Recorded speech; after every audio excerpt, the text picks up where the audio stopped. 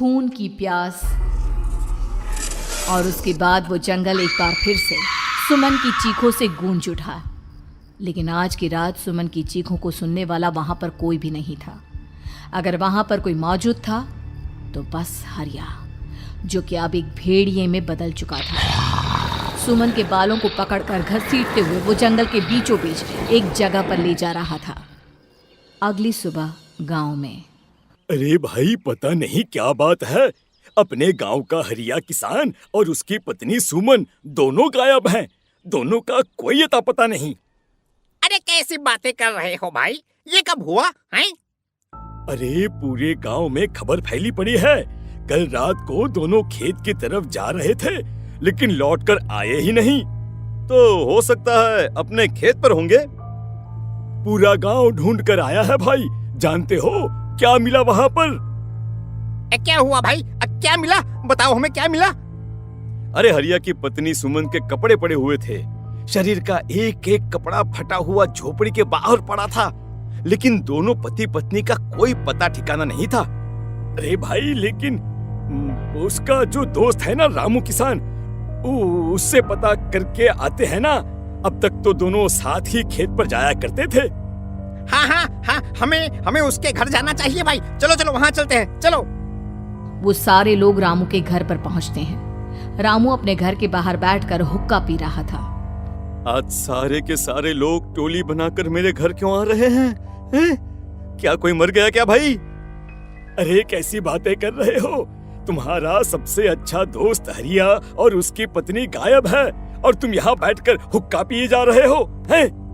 रामू ने अजीब सी नजरों से उन सब गांव वालों की तरफ देखा, जिसकी वजह से वो लोग एक बार के लिए डर गए। गायब है? अरे गायब नहीं है, मुक्ति मिल गई है।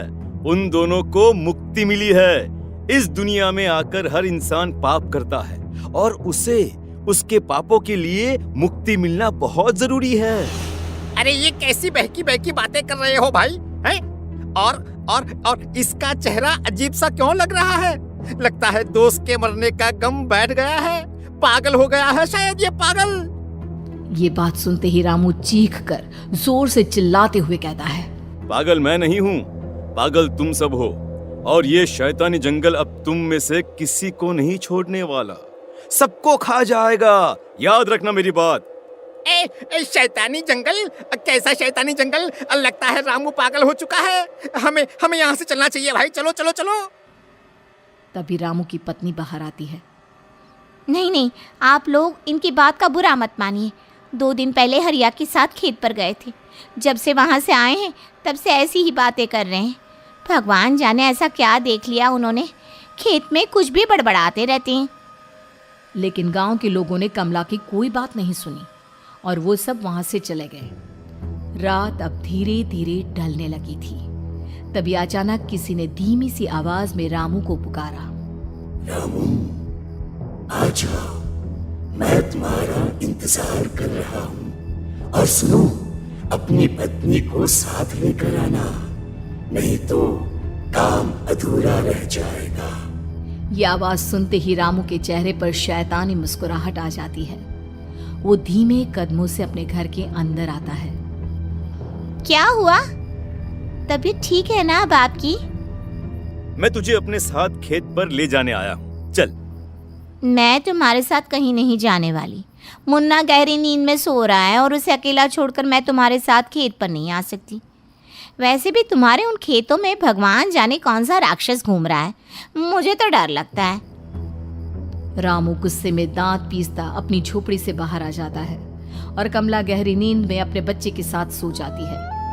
तभी अचानक रात को रामू की झोपड़ी के ऊपर एक साया वही गाना गुनगुनाते हुए घूमने लगता है जो हरिया के मोबाइल में बजा करता था। मैं मौत हूँ, मौत हूँ, मौत जो पसरी है चारों ओर, जो आएगी कहीं से भी निगल जाएगी सबको। मैं मौत हूँ, मौत,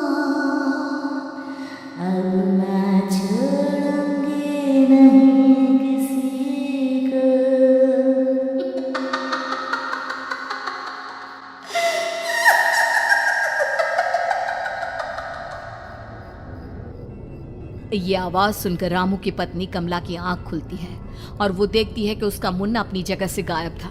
कमला चीखते हुए बाहर दौड़ कर आती है। वहां पर उसने देखा कि रामू ने अपने बच्चे को झोपड़ी के बाहर एक पेड़ से उल्टा लटकाया हुआ था और उसका बच्चा चीख चीख कर रो रहा था। वहीं दूसरी तरफ एक साया बच्चे के ठीक नीचे आग जलाकर उसके चारों तरफ हैवानों की तरफ नाच रहा था। छोड़ दो मेरे बच्चे को। अरे क्या कर रहे हो तुम? शर्म नहीं आती तुम्हें अपने ही बच्चे को इस तरह मौत के हवाले करते हुए? अपना बच्चा? किसने कहा ये मेरा बच्चा है? अरे ये तो उस रामू की औलाद है, इस गांव के किसान रामू की, और मेरी दुश्मनी इस गांव के हर इंसान के साथ है। क्या कैसी बात कर रहे हो तुम? और ये औरत कौन है? ये मेरे बच्चे को खा जाएगी। तभी अचानक से उस साया ने एक बेहद खतरनाक दिखने वाली औरत का रूप ले लिया और उसकी आंखों से आग निकल रही थी। सही पहचाना तूने, मैं तेरे बच्चे को खा जाऊंगी। अगर तू अपनी इस हैवान पति रामू के साथ जंगल नहीं आई तो मैं तेरे बच्चे को खा जाऊंगी। लेकिन क्यों? आखिर क्या चाहती हो तुम मुझसे? मुझे जंगल क्यों ले जाना चाहती हो? औरत बुरी तरह से ठहाके मार मार कर जोर जोर से हंसने लगी और साथ में रामू भी। ये तो तुझे वहां चलने के बाद ही पता चलेगा ना।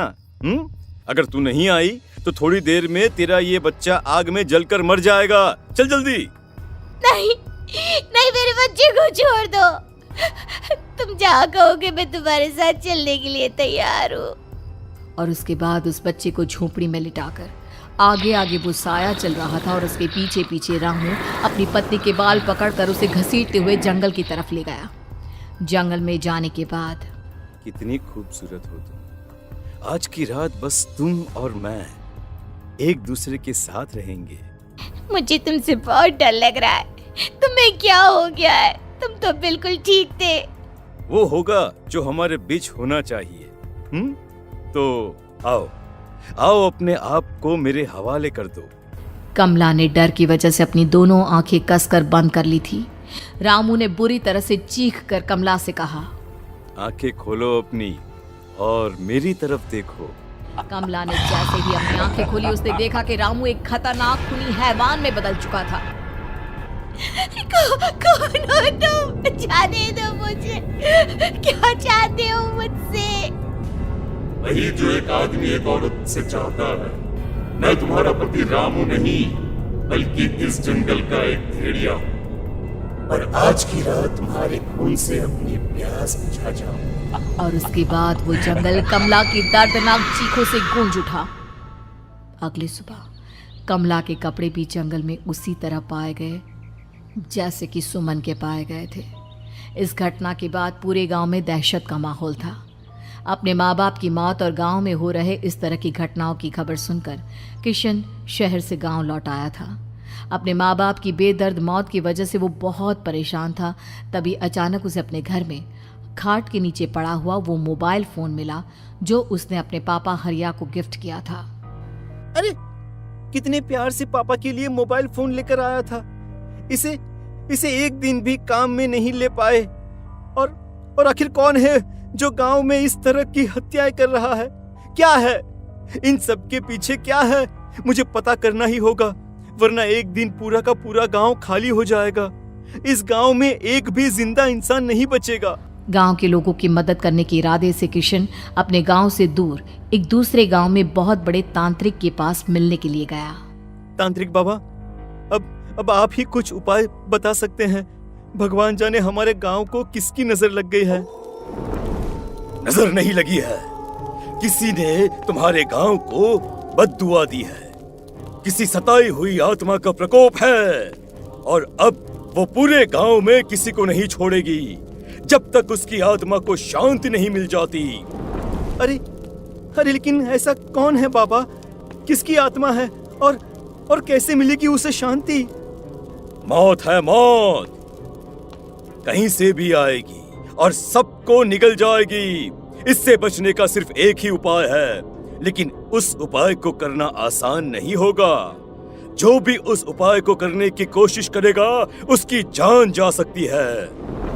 भले ही मेरी जान चली जाए, लेकिन मैं अपने गांव के लोगों की जान बचाने की पूरी कोशिश करूंगा बाबा। तो ठीक है, फिर अगली अमावस की रात जैसा मैं कहता हूँ वैसा ही करना। अमावस की रात तांत्रिक के बताए अनुसार किशन अपने साथ केरोसिन लेकर जंगल की तरफ चल पड़ा। उसके हाथ में देवी के मंदिर का सिंदूर भी था। किशन जंगल के बीचों बीच पहुंचा। ये देखकर उसकी आंखें फटी की फटी रह गई। वहां एक उबलते पानी का तालाब था और कई लोगों की लाश लटक रही थी। किशन की माँ बाप की लाश भी वहीं थी। माँ, बापू, क्या हो गया? ये क्या हो गया? तभी वहां पर एक औरत और आदमी आते हैं। उन्हें देखकर किशन चौंक जाता है। गोपाल काका, आपकी तो 5 साल पहले मौत हो गई थी। और निर्मला काकी, आप? मौत तो हो गई थी, लेकिन तुम ये नहीं जानते कि हमारी मौत कैसे हुई थी। क्या कहना चाहते हैं आप? कुछ नहीं, बस ये जान लो कि अब इस गांव में कोई जिंदा नहीं बचेगा।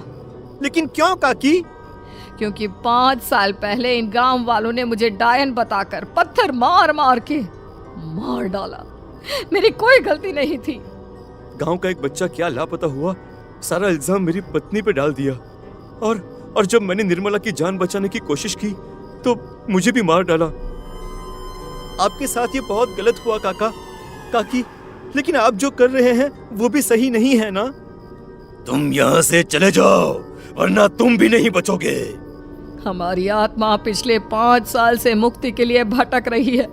चले जाओ यहाँ से। मौका देखकर किशन सिंदूर उन दोनों के ऊपर डाल देता है। उनका शरीर जलने लगता है और वो भयानक तरीके से चिल्लाने लगते हैं। अगले ही पल किशन उनके ऊपर केरोसिन डाल देता है और वो दोनों जल जाते हैं। किशन अपने माँ बाप और दूसरी लाशों का अंतिम संस्कार करवाता है और अपने घर लौट आता है।